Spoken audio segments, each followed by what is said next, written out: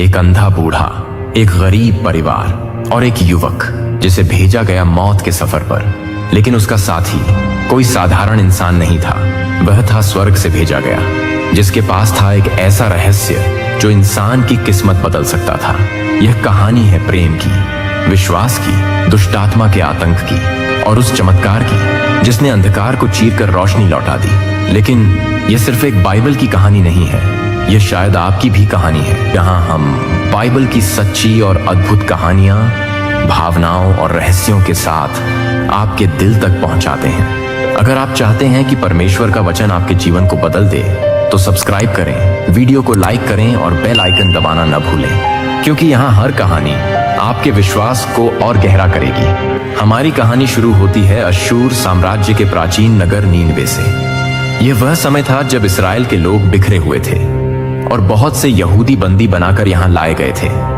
उन्हीं में से एक थे तोबीत। तोबीत कोई साधारण व्यक्ति नहीं था, वह यहोवा का भय मानने वाला, उसकी व्यवस्था का पालन करने वाला और दया से भरा हुआ इंसान था। वह भूखों को खाना खिलाता, नंगों को कपड़े पहनाता और यहाँ तक कि मरे हुओं को दफनाता था, चाहे इसके लिए उसे अपनी जान का जोखिम ही क्यों न उठाना पड़े। लेकिन अच्छाई के रास्ते पर चलना हमेशा आसान नहीं होता। तोबीत के ये काम अश्शूर के अधिकारियों की नजर में खटकने लगे। एक दिन जब उसने एक इस्राएली का शव दफनाया तो उस पर मुकदमा चलाया गया और उसकी सारी संपत्ति छीन ली गई। फिर भी उसने परमेश्वर का मार्ग नहीं छोड़ा। फिर आया वह दिन जब तोबीत अपने घर में आराम कर रहा था और उसने कबूतर के गोबर से अपनी आंखों में सफेद धब्बे महसूस किए। कुछ ही समय में उसकी आंखों की रोशनी चली गई। एक धर्मी, दयालु आदमी अचानक अंधेपन के अंधकार में डूब गया। अब उसके घर में कमाने वाला कोई नहीं था। उसकी पत्नी हन्ना सिलाई बुनाई कर थोड़ा बहुत कमाने लगी, लेकिन गरीबी, बीमारी और लोगों की तानों ने उनके दिल को तोड़ना शुरू कर दिया। एक दिन जब हन्ना को उसकी मेहनत की मजदूरी में एक बकरी मिली तो तोबीत को शक हुआ कि कहीं यह चोरी की तो नहीं। झगड़ा इतना बढ़ा कि हन्ना ने ताना मार दिया, तुम्हारे सारे भले कामों का क्या हुआ? परमेश्वर ने तुम्हें अंधा और गरीब क्यों बना दिया? ये शब्द तोबीत के दिल को चीर गए। वह अपने बिस्तर पर गिर पड़ा और परमेश्वर से रो रो कर कहने लगा, प्रभु, अगर यही मेरा जीवन है तो कृपया मुझे अब उठा ले। लेकिन तोबीत नहीं जानता था कि उसका यह रोना स्वर्ग में सुना जा चुका था और परमेश्वर ने पहले ही उसकी कहानी में एक नए किरदार को भेजने का फैसला कर लिया था। उसी समय तोबीत को याद आया, कई साल पहले उसने गबील नाम के एक आदमी के पास कुछ धन जमा किया था जो दूर देश मीडिया में रहता था। यह धन ही अब उसके परिवार की आर्थिक मुसीबत खत्म कर सकता था। तोबीत ने अपने पुत्र तोबियास को बुलाया। तोबियास एक जवान, सीधा साधा लेकिन अनजान युवक था जिसने कभी अपने गांव से बाहर लंबा सफर नहीं किया था। तोबीत ने कहा, बेटा, तुम मेरे धन को गबील से लाकर दो, लेकिन रास्ता लंबा और खतरनाक है, तुम्हें किसी भरोसेमंद साथी की जरूरत होगी। तोबियास बाजार की ओर गया और वहीं उसकी मुलाकात हुई एक अजनबी से। वह देखने में साधारण यात्री लगता था, लेकिन उसकी आंखों में एक अजीब सा आत्मविश्वास और रहस्यमयी चमक थी। अजनबी ने कहा, मैं तुम्हें उस रास्ते का हर मोड़ जानता हूं और गबील को भी, मैं तुम्हारे साथ चल सकता हूं। तोबियास ने तुरंत उसे अपने पिता से मिलवाया। तोबीत ने उस व्यक्ति से उसका नाम और परिवार पूछा। वह मुस्कुराया और बोला, मैं अजरियाह हूं, तुम्हारे रिश्तेदारों में से एक। तोबीत को उस पर भरोसा हो गया और उसने अपने बेटे को उसके साथ रवाना कर दिया। लेकिन तोबीत और तोबियास दोनों नहीं जानते थे कि यह अजनबी वास्तव में एक इंसान नहीं था, बल्कि वह था देवदूत राफाएल, जिसे परमेश्वर ने खास मिशन के लिए भेजा था। यात्रा शुरू हुई। नीनवे के भीड़ भरे बाजार से निकलते हुए दोनों खुले मैदानों में जा पहुंचे। दिन ढलते ढलते वे टाइग्रिस नदी के किनारे पहुंचे और यहीं तोबियास की जिंदगी का पहला बड़ा खतरा उसका इंतजार कर रहा था। नदी किनारे हुआ ऐसा क्या जिससे तोबियास का जीवन खतरे में पड़ गया और उस अजनबी ने इसे कैसे बदल दिया? शाम का समय था। नदी का पानी सुनहरी धूप में चमक रहा था। तोबियास ने सोचा, क्यों न थोड़ा नहा लूं ताकि सफर की थकान उतर जाए। जैसे ही वह पानी में उतरा, अचानक एक विशाल मछली बिजली की तरह उसकी ओर झपटी। उसका जबड़ा इतना बड़ा था कि अगर चाहती तो एक ही वार में तोबियास का पैर निगल ले। तोबियास घबराकर चिल्लाया, आह, ये मुझे निगल जाएगी। तभी किनारे से राफाएल की आवाज आई, डरो मत, उसे पकड़ लो पूरी ताकत से। तोबियास ने जैसे तैसे उस मछली को पकड़ा और किनारे खींच लाया। वह भारी और ताकतवर थी, ऐसी मछली उसने पहले कभी नहीं देखी थी। राफाएल ने कहा, अब इसका पेट चीरकर उसका दिल, जिगर और पित्त निकाल लो, इन्हें सुरक्षित रखो। तोबियास हैरान होकर बोला, ये चीजें क्यों रखनी हैं? राफाएल ने रहस्यमयी अंदाज में कहा, समय आने पर ये तीनों चीजें किसी की जान बचाने और एक दुष्टात्मा को भगाने में काम आएंगी। तोबियास कुछ समझ नहीं पाया, लेकिन उसने वैसा ही किया जैसा अजनबी ने कहा। फिर दोनों ने मछली का मांस काटकर सफर के लिए रख लिया। रात को अलाव के पास बैठकर तोबियास ने पूछा, तुम कौन हो? सरियाहा, तुम्हें कैसे पता कि यह मछली मुझे नुकसान पहुंचाएगी और इसके अंग का क्या काम है? राफाएल बस मुस्कुराया और आसमान की ओर देखा। जब समय आएगा तुम सब जान जाओगे। लेकिन तोबियास को अंदाजा भी नहीं था कि उनका अगला पड़ाव एक ऐसे नगर में होगा जहां एक युवती पर भयानक श्राप था, और वही श्राप उसका अगला खतरा बनने वाला था। यह युवती कौन थी और उस पर ऐसा कौन सा श्राप था जिससे 7 पुरुष अपनी शादी की रात ही मर गए थे? मीडिया देश की सीमा पार करते हुए राफाएल और तोबियास एक्तबाना नामक नगर में पहुंचे। यहीं रहती थी एक युवती, सारा, जो रागुएल की बेटी थी। सारा सुंदर, भली और परमेश्वर से डरने वाली थी, लेकिन उसकी जिंदगी पर एक भयावह छाया मंडरा रही थी। उस पर कब्जा था एक दुष्टात्मा, अस्मोदियस का। जब भी कोई पुरुष उससे विवाह करता, शादी की रात ही अस्मोदियस उस दूल्हे को मार डालता। ऐसे ही 7 पुरुष उसकी शादी की रात मौत के घाट उतर चुके थे। अब नगर में सारा का नाम सुनते ही लोग फुसफुसाने लगते, वह श्रापित है, उसकी शादी मौत बुलाती है। सारा इस अपमान और दुख से टूट चुकी थी। एक दिन वह अपने कमरे में रोते रोते परमेश्वर से प्रार्थना करने लगी, प्रभु, मैं और यह अपमान सहन नहीं कर सकती। अगर यह बोझ हटाने का कोई रास्ता नहीं है तो मुझे अपने पास बुला लो। उसी क्षण स्वर्ग में उसकी भी पुकार सुनी गई, और यह वही समय था जब तोबीत की प्रार्थना भी परमेश्वर तक पहुंची थी। दोनों की पुकार का जवाब एक ही योजना में छिपा था। राफाएल ने यात्रा करते हुए तोबियास से कहा, तोबियास, मैं तुम्हें एक ऐसी युवती से मिलवाना चाहता हूं जो तुम्हारी ही गोत्र की है।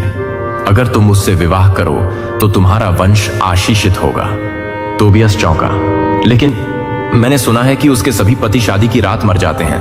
राफाएल की आंखों में आत्मविश्वास चमका, इस बार ऐसा नहीं होगा, क्योंकि तुम्हारे पास है उस मछली का दिल और जिगर। जब तुम विवाह के बाद अपनी पत्नी के साथ कमरे में जाओगे तो पहले इन्हें आग पर जलाना। उसकी धुआं उस दुष्टात्मा को हमेशा के लिए भगा देगा। तोबियास सोच में पड़ गया, क्या वह अपनी जान दांव पर लगाकर यह कदम उठाए? और अगर राफाएल गलत हुआ तो उसका भी हश्र वही होगा जो पहले 7 लोगों का हुआ था। क्या तोबियास यह जोखिम उठाएगा? और अगर उठाएगा तो क्या वह शादी की रात जीवित बचेगा? अगले दिन राफाएल तोबियास को लेकर रागुएल के घर पहुंचा। रागुएल ने उनका गर्मजोशी से स्वागत किया। जब राफाएल ने विवाह का प्रस्ताव रखा तो रागुएल का चेहरा एक पल को उतर गया। फिर भी उसने कहा, अगर तुम उसे पत्नी बनाना चाहते हो तो परमेश्वर के नाम पर मैं यह विवाह करता हूं, लेकिन सच्चाई जान लो, तुम्हारी जान भी खतरे में है। तोबियास ने गहरी सांस ली और जवाब दिया, मेरा जीवन परमेश्वर के हाथ में है। शाम को विवाह का आयोजन हुआ। दियों की रोशनी, मेहमानों की आवाजें और संगीत, सब कुछ एक सामान्य शादी जैसा था। लेकिन रागुएल और उसकी पत्नी एडना के दिल में डर छिपा हुआ था। वे जानते थे, रात होते ही मौत का साया लौट आता है। जैसे ही रात गहराई, तोबियास और सारा को विवाह कक्ष में भेजा गया। दरवाजा बंद होते ही सन्नाटा छा गया। सारा की आंखों में डर साफ झलक रहा था। तुम जानते हो ना इस कमरे में क्या होता है? तोबियास ने उसकी ओर मुस्कुराकर देखा। हाँ, लेकिन इस बार यह कहानी अलग होगी। उसने अपना थैला खोला, मछली का दिल और जिगर निकाला और उन्हें आग पर रखा। जैसे ही अंगारों से धुआं उठा, एक अजीब सी गंध पूरे कमरे में फैल गई। अचानक कमरे में एक भयानक गर्जना गूंज उठी। अस्मोदियस प्रकट हो गया। उसकी आंखों में आग और उसके चेहरे पर घृणा। वह तोबियास की ओर झपटा, लेकिन उसी क्षण धुएं के संपर्क में आते ही वह चीखने लगा, जैसे कोई अदृश्य शक्ति उसे बांध रही हो। वह दीवार से टकराया और पागलों की तरह कमरे से बाहर भागा।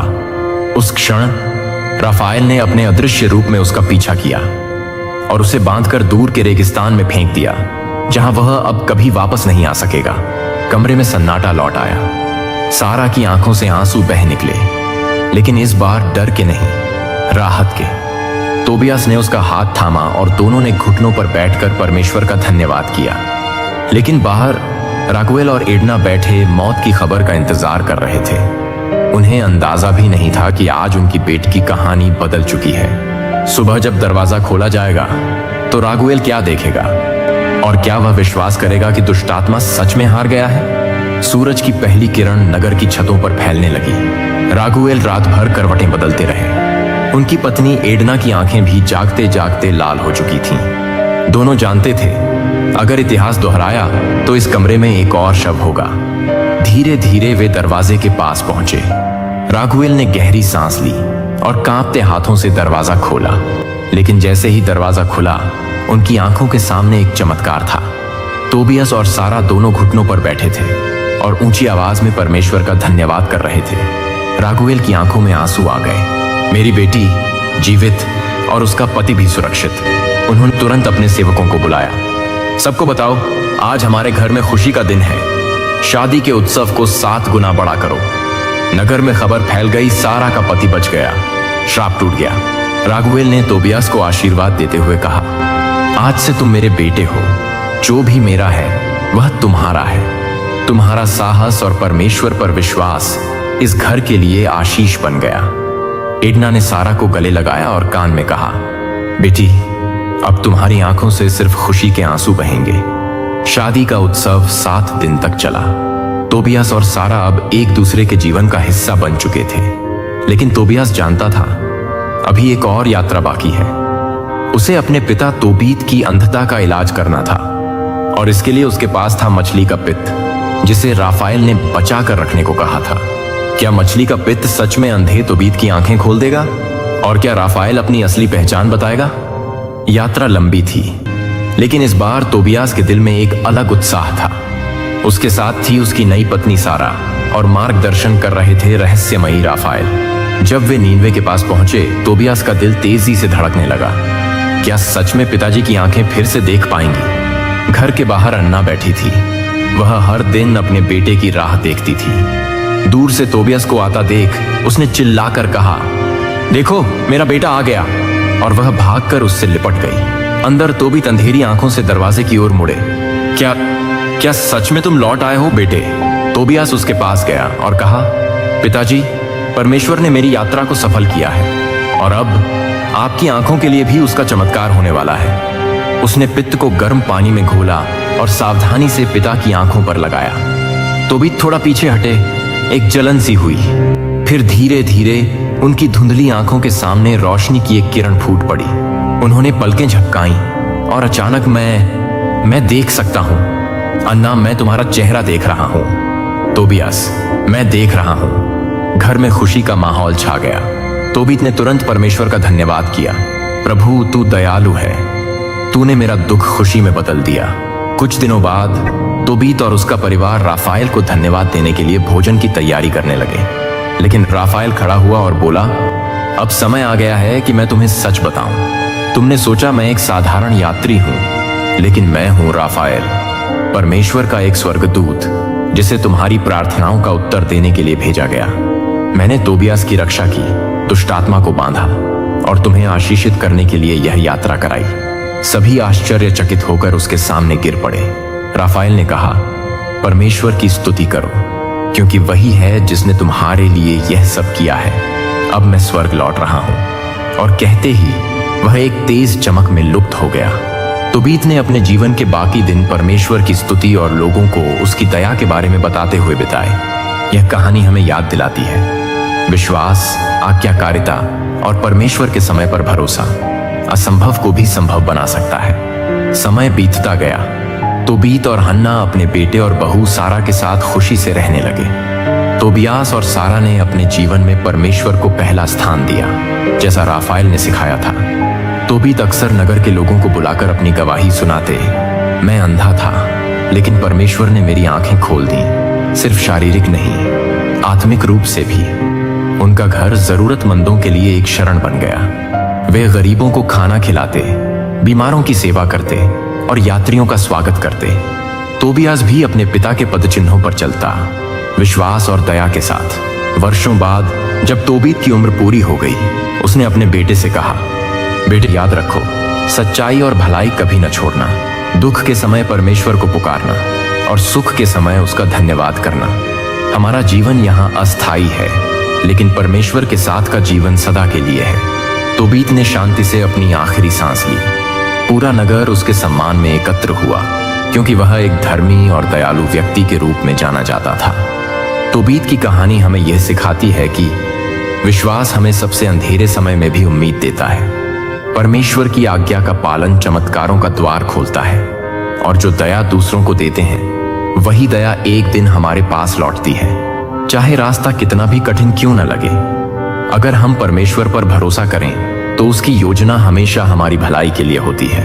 विरासत। तोबीत के जाने के बाद तोबियास और सारा नीनवे में रहे। राफाएल की बात याद करते हुए वे हर अवसर पर गरीबों की मदद करते और परमेश्वर के नियमों के अनुसार जीते। कुछ वर्षों बाद तोबियास को वह भविष्यवाणी याद आई जो उसके पिता ने कही थी कि नीनवे पर परमेश्वर का न्याय आएगा। तोबियास ने अपनी पत्नी सारा और बच्चों के साथ वहां से निकलकर एक नए नगर में बसना तय किया। वहां उनके घर को लोग आशीष का घर कहने लगे, क्योंकि जो भी उस घर में प्रवेश करता वह भूखा नहीं लौटता और निराश नहीं जाता। तोबियास के बच्चे अपने दादा की कहानी सुनते सुनते बड़े हुए। वे भी सीख गए कि कठिनाई में घबराना नहीं, बल्कि परमेश्वर के समय पर भरोसा करना है। कहा जाता है तोबियास के जीवन के अंतिम वर्षों में एक दिन वह नदी किनारे बैठा था, उसी जगह के पास जहां उसने मछली पकड़ी थी। एक अजनबी उसके पास आकर बैठा, मुस्कुराया और कहा, याद है यह जगह? तोबियास ने पलटकर देखा। वह राफाएल था, वैसा ही जैसा पहली बार दिखा था। तोबियास भावुक होकर बोला, क्या आप फिर लौटे? राफाएल ने बस इतना कहा, परमेश्वर अपने वचनों को कभी नहीं भूलता। मैंने तुम्हारा सफर देखा। यह कहकर वह चला गया, और तोबियास ने आखिरी बार नदी की लहरों में अपना चेहरा देखा, जिसमें उसे अपने पिता तोबीत की मुस्कान दिख रही थी। तोबीत और तोबियास की विरासत यह है, परमेश्वर की राह पर चलने वाला कभी अकेला नहीं होता। कभी वह मदद भेजता है एक दोस्त के रूप में, कभी एक अजनबी के रूप में, और कभी एक स्वर्गदूत के रूप में। लाइक करो, सब्सक्राइब करो और कमेंट में लिखो वो साल या दिन जब परमेश्वर ने आपकी मदद की। आपकी एक कमेंट किसी और के दिल में उम्मीद जगा सकती है। आप सभी को जय मसीह की।